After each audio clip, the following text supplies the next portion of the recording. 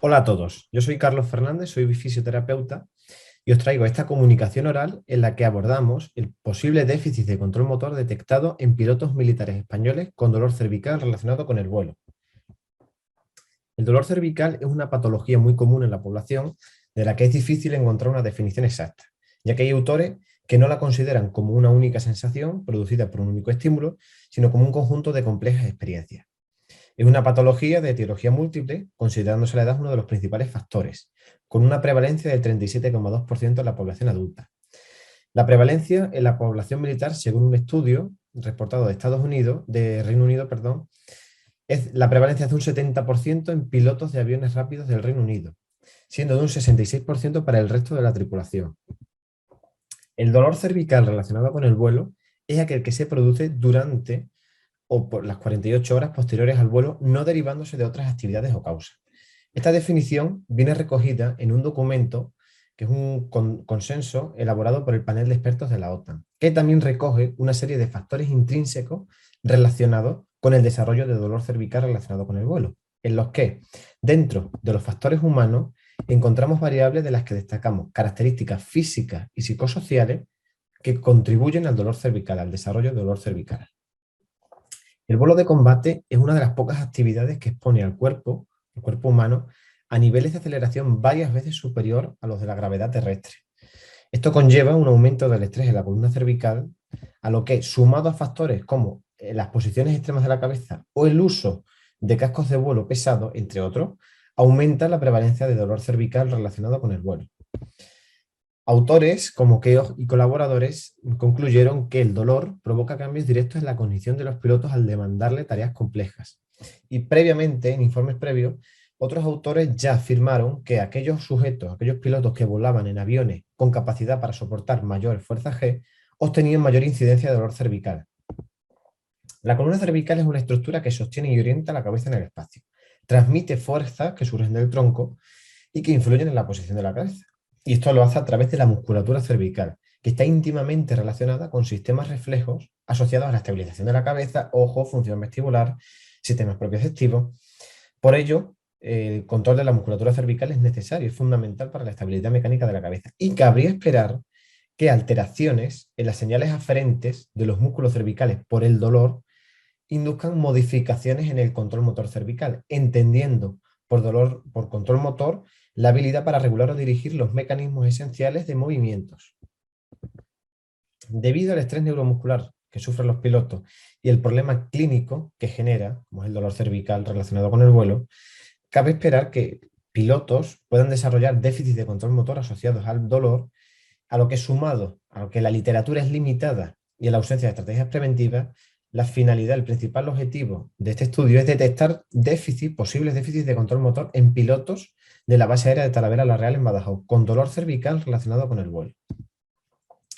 El dolor percibido se evaluó mediante la escala visual analógica, en la que se les pidió a los pilotos que cuantificasen su dolor, el grado de intensidad de dolor derivado del vuelo de combate, siendo necesaria una puntuación mínima de 3 sobre 10 para participar en el estudio.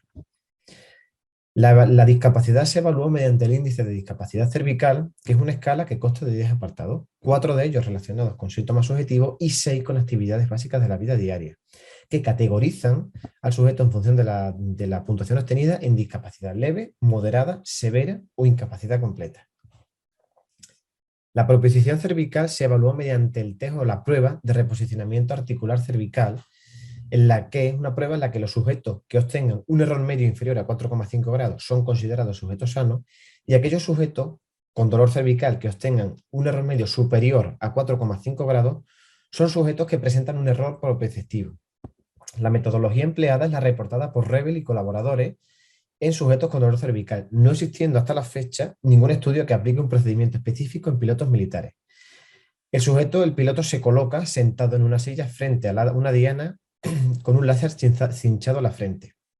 Apunta al centro de la diana durante unos 20 segundos a modo de calibración y a continuación realiza una rotación derecha, una rotación cervical activa derecha y vuelve al centro de la diana. Y la prueba comienza ahora. Se cierran los ojos y se realiza 6 intentos con una rotación derecha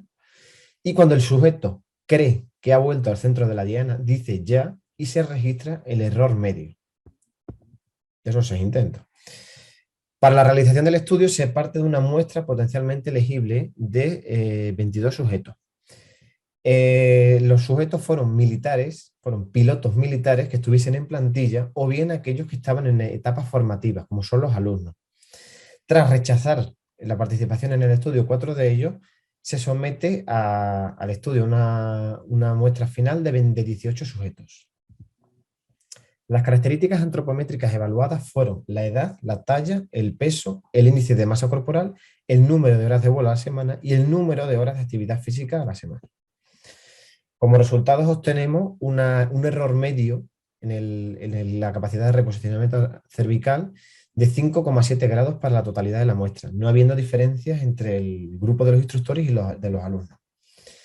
Con respecto a la discapacidad,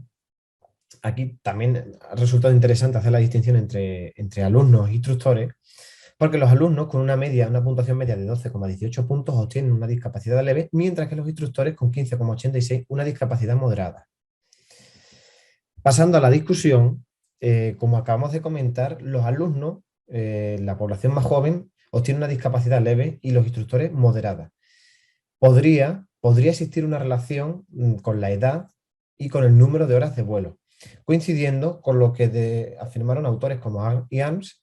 que llegaron a la conclusión de que aquellos pilotos que tenían mayor edad y mayor número de horas de vuelo acumuladas presentaban mayor discapacidad cervical.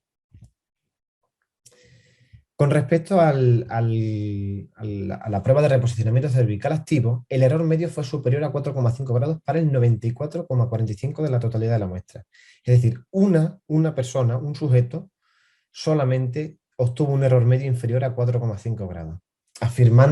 podemos afirmar que los pilotos presentan grandes dificultades para reconocer la posición de su cabeza, a pesar de que hay estudios que evalúan en pilotos militares el control motor cervical. Desconocemos hasta la fecha si el dolor cervical es a consecuencia del dolor, si este déficit propioceptivo es consecuencia del dolor o bien que hay una falta de trabajo, de entrenamiento, y debido a ello coincidimos con autores en la necesidad de desarrollar programas preventivos de ejercicio terapéutico personalizados, por lo que futuros estudios deben ampliar la muestra y deben aumentar el número de variables para tener una mejor visión del control motor de los pilotos cervicales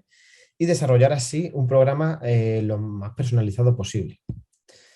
Como conclusiones, procedo a enumerarlas, las principales conclusiones obtenidas tras la realización del estudio, y es que existen alteraciones en el control del reposicionamiento cervical,